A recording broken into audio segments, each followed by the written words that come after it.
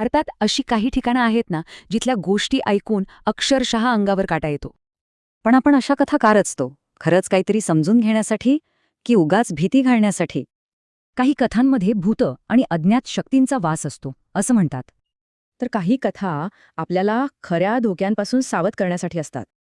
चला बघूया अशी काही ठिकाणं जिथे भूतकाळ आजही जिवंत आहे असं वाटतं. विचार करा, एका रात्रीत अख्खं गाव गायब झालं. 1500हून जास्त लोक कुठे गेले असतील? आणि जाताना त्यांनी असा शाप दिला की इथे पुन्हा कोणीच वसलं नाही पाहिजे.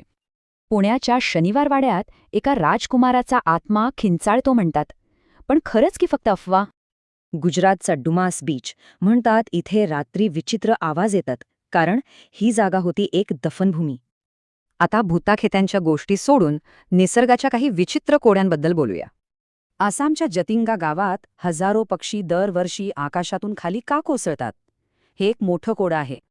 पावसाळ्यानंतर ठराविक वेळी दाट धुक्यात हे पक्षी दिशा भरकटतात आणि दिव्यांकडे खेचले जातात. केरळमध्ये कोढिन्नी नावाचे एक गाव आहे. इथे इतकी जुळी मुलं आहेत की वैज्ञानिक पण चक्रावले आहेत. इथला जुळ्यांचा जन्मदर जगातल्या सरासरीपेक्षा 7 पटींनी जास्त आहे. आणि का, हे कुणालाच माहीत नाही.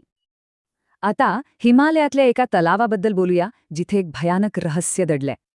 दरवर्षी बर्फ वितळतो आणि शेकडो मानवी सांगाडे दिसू लागतात. कोण होते हे लोक? आता काही ठिकाणं अशी आहेत जे भूतांमुळे नाही तर तिथल्या खऱ्या धोक्यांमुळे ओळखली जातात. महाराष्ट्रातला हरिहर किल्ला. इथे चढाई करणं म्हणजे जीव घेणा खेळ, कारण पायऱ्या सरळ 90 अंशाच्या कोनात आहेत. तामिळनाडूचा कोल्ली हिल्स रोड. इथे सलग 70 धोकादायक वळणं आहेत आणि सोबत एक भूताची गोष्ट पण आहे.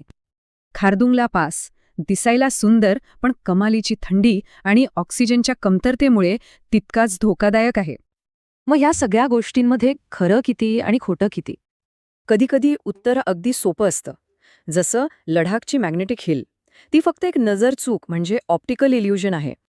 म्हणजे भूताच्या गोष्टी असोत किंवा निसर्गाची कोडी, ही ठिकाणं आपल्याला विचार करायला भाग पाडतात. पण शेवटी प्रश्न हाच आहे की या कथा त्या ठिकाणांबद्दल जास्त सांगतायत की आपल्याच मनाबद्दल?